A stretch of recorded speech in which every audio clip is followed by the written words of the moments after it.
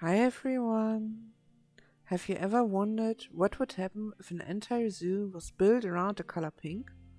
Well, that's exactly what we're about to find out. Hi everyone and welcome to Annie's Tiny Worlds. This is actually my very first YouTube video, so I'm both excited and a little bit nervous. While I'm new to creating videos, I've been building zoos in Planet Zoo for quite a while now. Today we're starting a brand new franchise zoo called Rosarium. Together we'll build a world filled with pink animals, beautiful habitats, and lots of little details along the way. So, what do you think? Let's get started!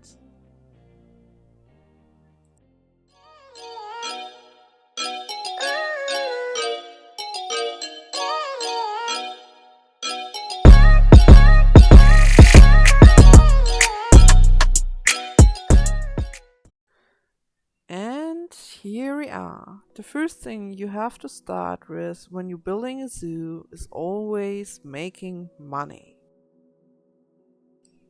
I am starting with checking out how much space we have, so I can get a better feeling for where I want to start to build and how much space I need.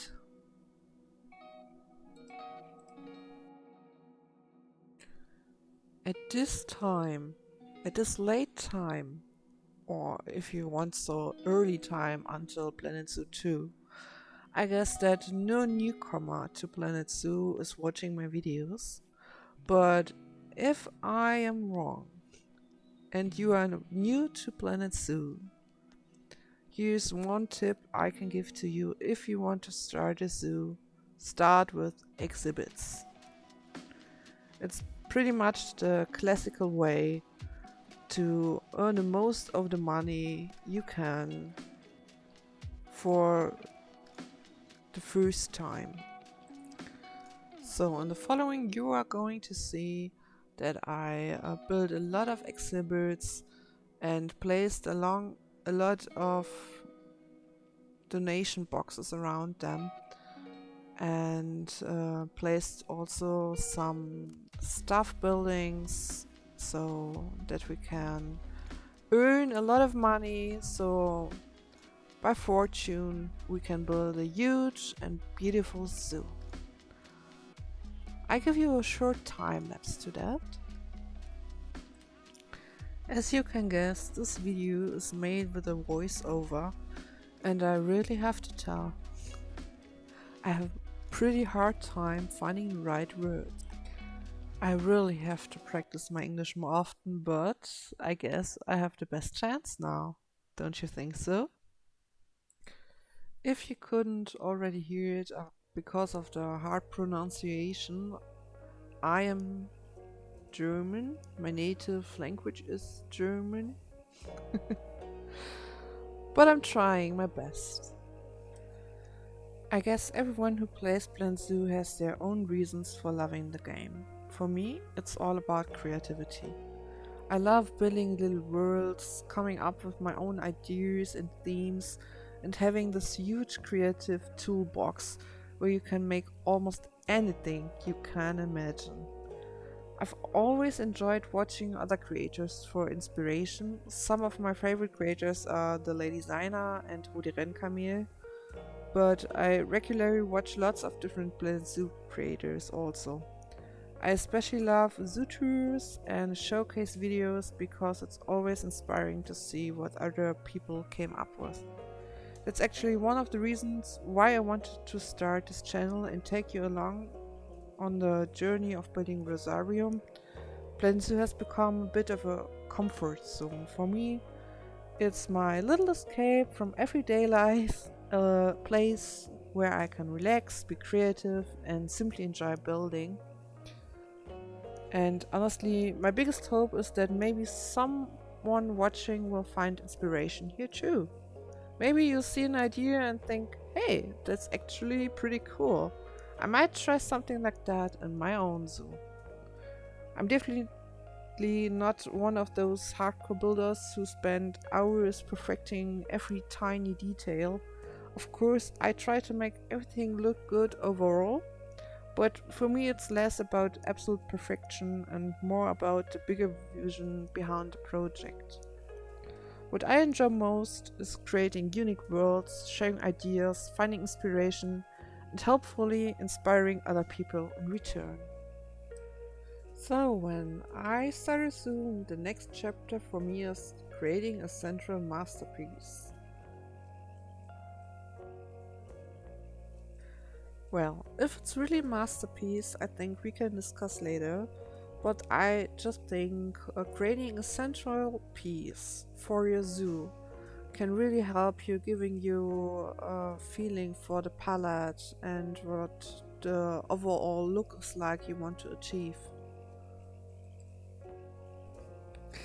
Yeah, and how ineffective I'm doing these, you really can tell that I'm doing this for a hobby and not for a living. I'm just trying different shapes, different colors, and yeah, just trying what suits best.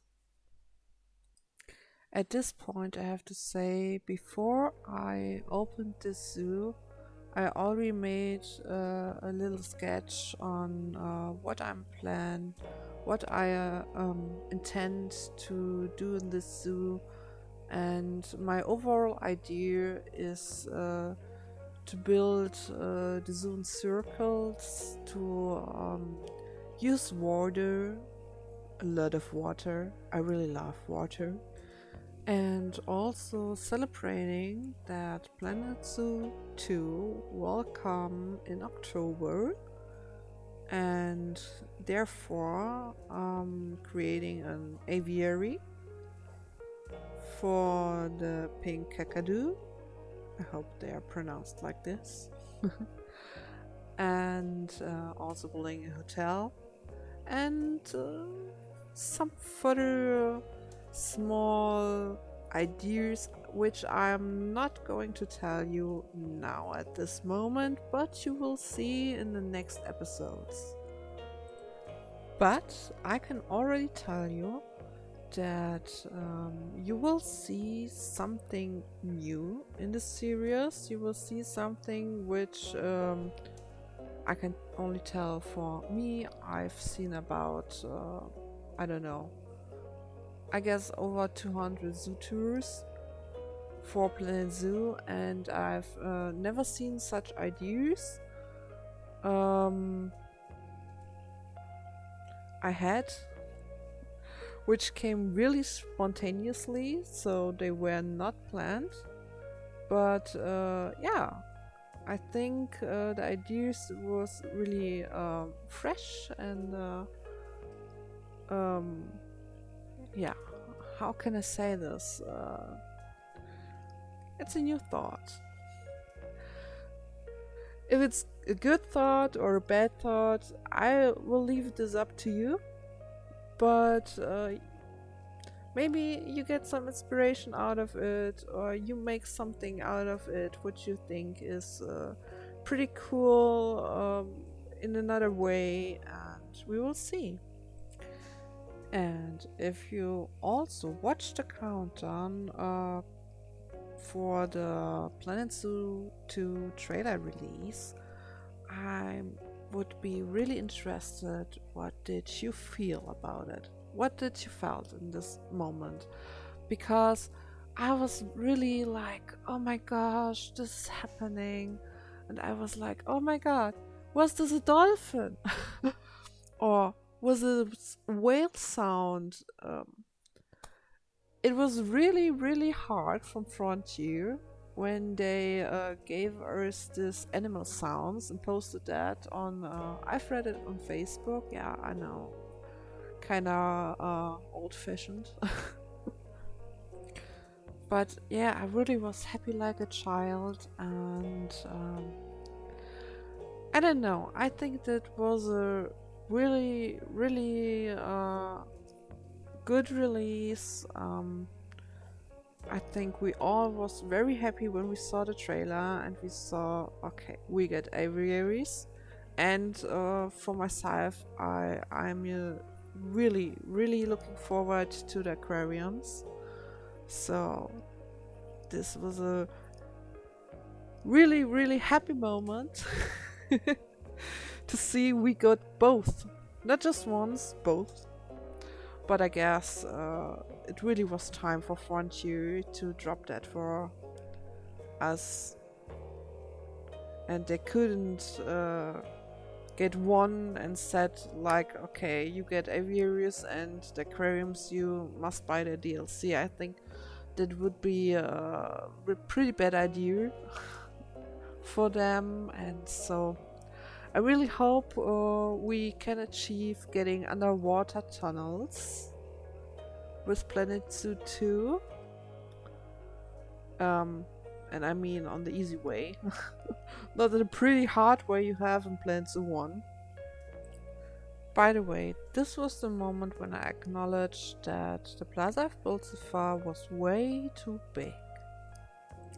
But after a few tries, we had a solution.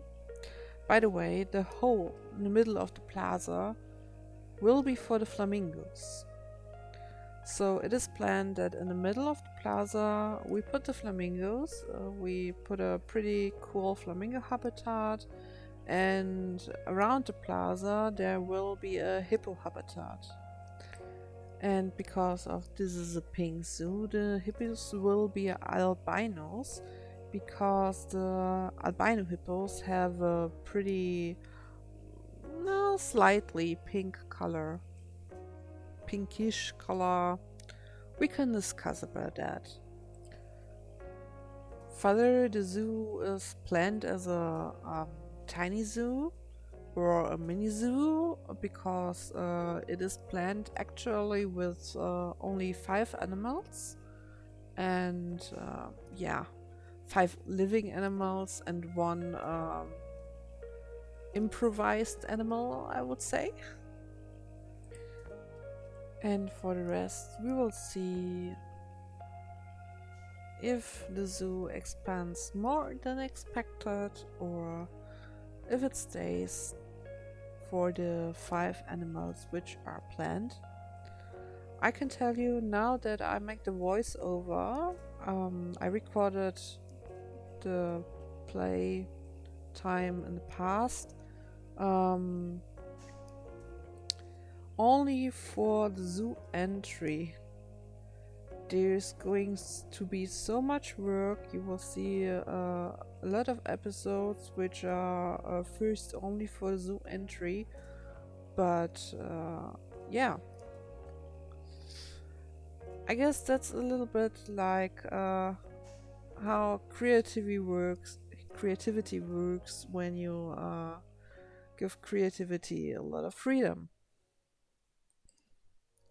But I really can tell I had so much fun in creating just the entry.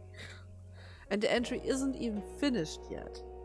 It at this point I am from the entry. I have made everything, also the city in front of it, until from the entry building, the right half I finished. So also the furniture from the right half, mostly. So yeah, there's a lot going on, and there's a lot coming up. So now that we finished our plaza, I will end this video on this point. I really wanna thank you everyone who watched the video until now, and also everyone who just watched some seconds of the video. I promise in the next episode the building will be much more, how can I say this? It will have a much more interesting shape than the plaza today. But plaza is also not even finished yet. It's just the foundation, so that we can imagine how the zoo will look like, what's the color palette, and what's the shape we want to achieve. So yeah, thank you all, and I wish you a nice day, and hopefully see you in the next episode. Goodbye.